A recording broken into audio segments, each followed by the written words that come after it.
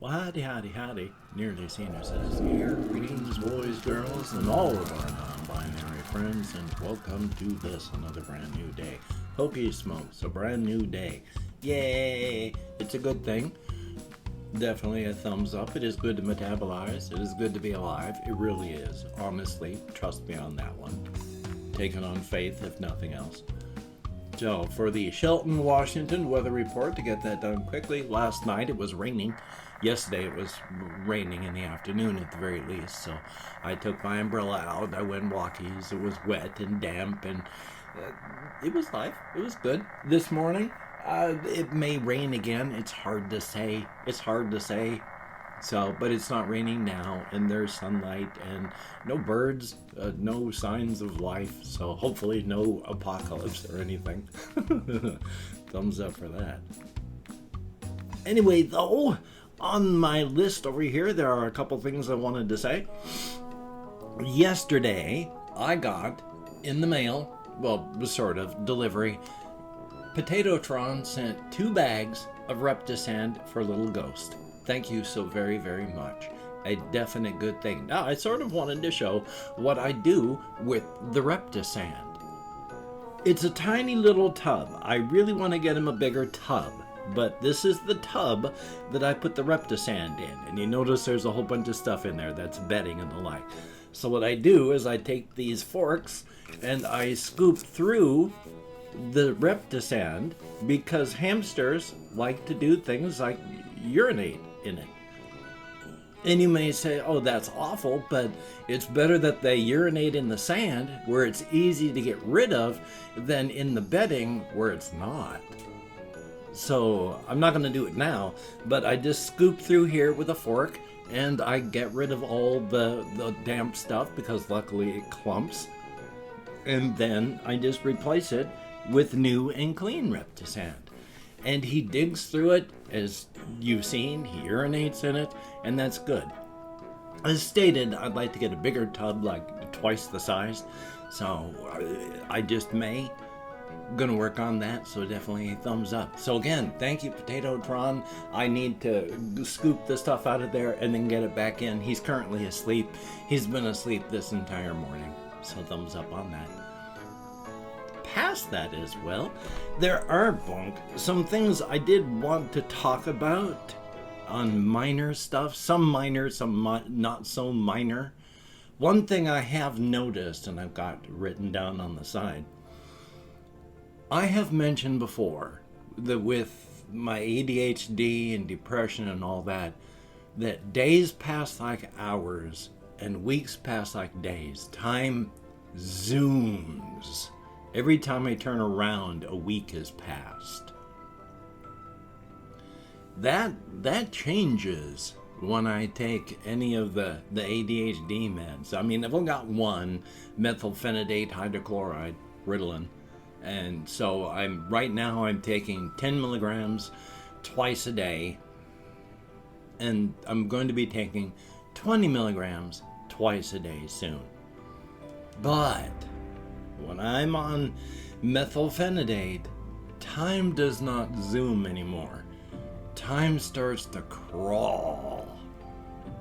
Even if I'm not on enough where I can hyper-focus like a normal person, I call it hyper-focusing, but for me, while it is hyper-focusing, for everyone else in the world, it's just normal focusing, normal concentration.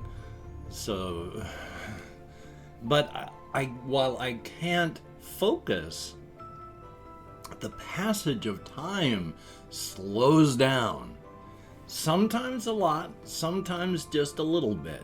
This morning, it has slowed down. There have been times I've gotten in here at like 5:30, 5 o'clock in the morning, and before I even know what's happening, it's 7 o'clock. And I've got to get recording or I'm going to be so far behind, it's ridiculous. And then when I'm editing, it's pushing 8 o'clock and I'm still not done to render. And then it's pushing time when I want to get close to this. And I'm always losing time because it's zooming. But this morning, I took my little 10 milligram tablet at 20 minutes to 6, so that at 6 o'clock it would start working. And at 6:20, I was hyper aware of the passage of time and how I was ready to start right then. And so instead of, oh look, it's 7 o'clock, I need to get started, good golly, what am I gonna do? Everything is still just a mess. Today I was 10 minutes to 7 and finally just going, I'm gonna start now. I'm all ready and I'm getting bored waiting until 7. I'm ready now. So that's a weird feeling, and it's gonna stick around all day. Normally, when I'm not taking any of these meds, it's around 8 o'clock, 7 o'clock, right around in then when I go walkies after having been sitting all day. When I've taken methylphenidate, right around noon, I'm ready to go walkies. I'm just ready. I'm done sitting, and I want to go out for walkies now. So that part is disturbing. I'm able to push it off and wait until around 4 o'clock usually, though there have been many a time now in these past few weeks, ever since I started this stuff, where I've gone out early and then done another walk later that night. Usually a short walk, and not always, but sometimes. So it is a much, much, much different feeling. And it's going to be even more so when I finally do get on 20 milligrams of this. So it's going to be fun. Oh, excuse me. Before I started recording, I drank some soda, and now the gas wants to come out. Goodness gracious. Gotta love that. Now, the other thing that I wanted to talk about is, I know I talk about cosmic horror a lot. All my life I've been interested in cosmic horror just for different reasons and on different levels. I've loved reading H.P. Lovecraft ever since I was a teenager. My feelings on that and my appreciation of cosmic horror has changed through those decades, so that my appreciation of cosmic horror is much sharper than it was back when I was younger. Now I really like cosmic horror and everything that it says and does. But also, there is another genre that I have tried to stretch cosmic horror to cover. And the thing is, there's a lot of overlap. Low-level cosmic horror overlaps a lot with high-level existential horror. So yesterday when I was talking about this Halo Top advertisement for ice cream, that was more existential horror. Now, existential horror is, well, instead of the fear of the unknown and, our place in the universe, which is nothing less than dust, existential horror is just the horror of existing, the horror of understanding your reasons, the horror of pain, isolation, loneliness, the pain of existing, the horror of existing. A lot of overlap, but they are distinct. And so those Halo Top songs and advertisements that I talked about yesterday are more existential horror. Yes, they also overlap on the cosmic horror thing, because something has happened that neither the person in the story nor we as the viewers will ever fully understand. Something is happening now that is beyond their comprehension. Different reasons, not for cosmic levels, just because something happened. And as us and the protagonist finds out, there's just no way to find out what happened given the circumstances. So yeah, existential horror and mild cosmic horror. Because remember as well, the story The Color Out of Space and the Nick Cage adaptation, The Color Out of Space. It's low-level cosmic horror as well, which could also be seen as existential horror, because after all, there is something that falls out of space, and it affects these people in this small area very, very poorly, and then it leaves. So it is conceivably a person, but definitely an object, a location, and a situation that, yeah, it fell from the sky, but past that, there's no understanding it. And what happens, yeah, you can't understand it. What's happening is unknowable to our brains, and there is very, very little regard for human life or safety. And yet it just happens on a farm, and it affects a few people, and then it leaves.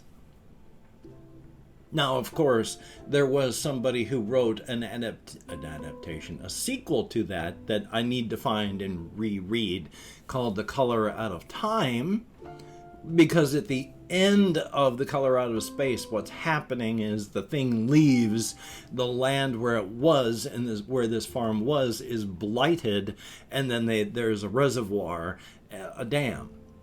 But in the story, the sequel, it's about what happens afterward, to the water, to the land still. I never got to finish it. I need to re-find it and reread it, so hopefully I can. I have an itchy nose.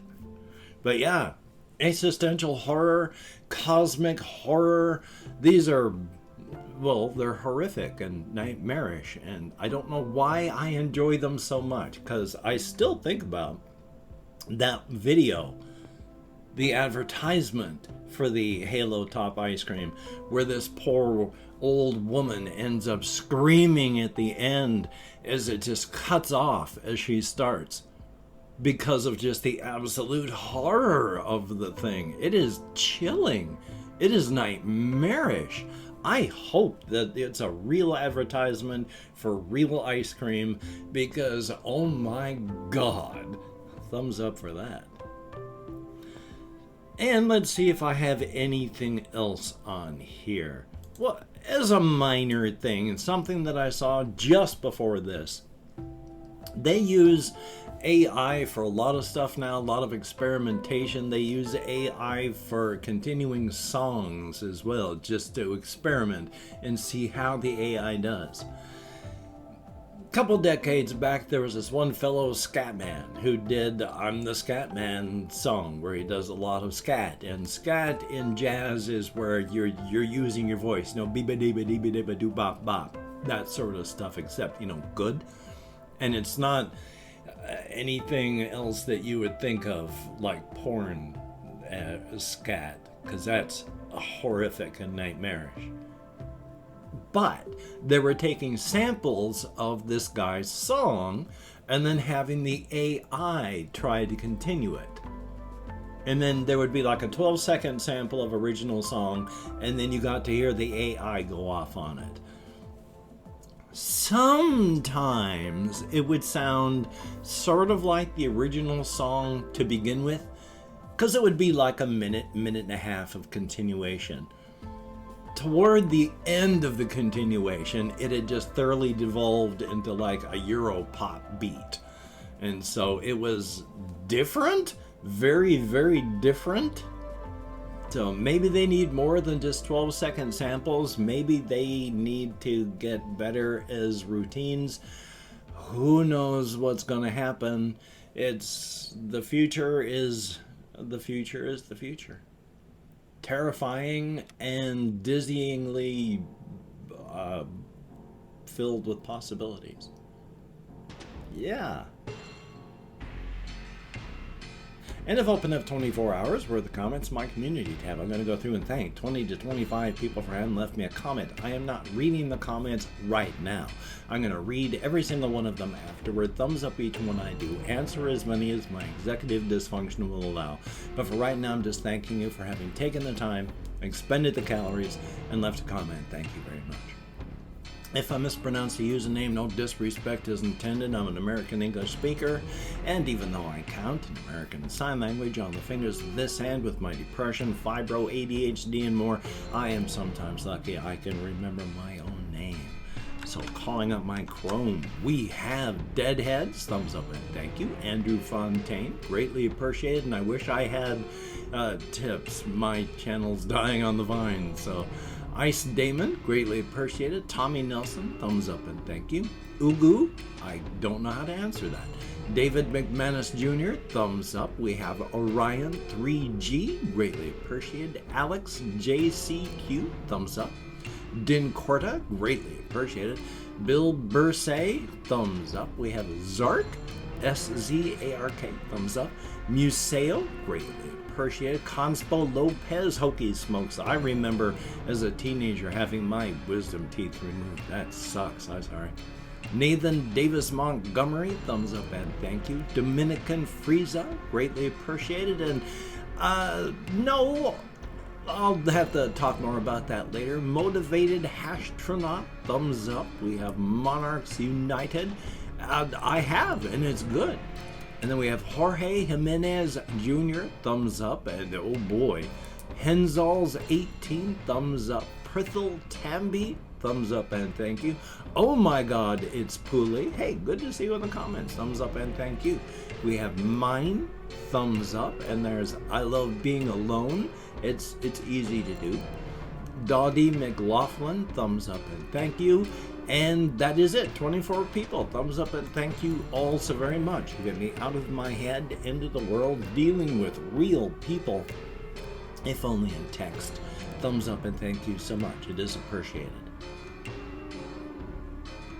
If you could check out my various links down below, I have Twitter, Facebook, Patreon.com. If you could become a Patreon.com patron like one of these beautiful and awesome people, that would be beautiful and awesome. And if you'd like to help me out financially without sending money through the patronage, I have a PayPal link down below. And I haven't updated it yet, but I'm going to, I promise. I have an Amazon wish list link as well. Well, hopefully we'll have things like hamster food, hamster bedding, cat food. If you could check it out, that would be very, very cool. Do not feel obligated. I do not feel entitled, and if you cannot donate or you simply do not donate, I take all good wishes and I deposit them in the bank of my heart where I draw interest, so thank you very much. And if you could toss me a like, I appreciate all the positive validation I got from my existence, a definite thumbs up. And of course, if you could hit the notification bell on the subscription button, that would be very cool. Definitely a thumbs up indeed. And of course, even though the Duckhead of Scorn is wearing the grand and powerful lobster hat, it still reserves its scorn for those that actually disappoint and deserve it. If you do not disappoint the Duckhead of Scorn, if you do not deserve the massive mockery it would heap upon you, you have nothing to worry about. The Horsehead of Encouragement is still out there, and it still wishes the very best for us. Hopefully it will find its way back, and soon. And of course, Black Lives Matter, and stop Asian hate. Good golly, Miss Molly. And during these very hard times, please stay as safe and creative as you possibly can. It is a good idea. So unless you have to go out, please don't go out. If you do, wear a mask, wash your hands, try not to touch your face, maintain your social distancing. Just be smart and we can get through this. The finish line is close. We are close.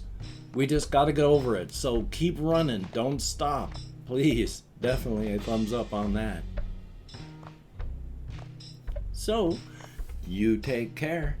Have a great day today. I will see you on the flip side, and that is a very good thing. We'll see what's going to happen. So come on, Veronica.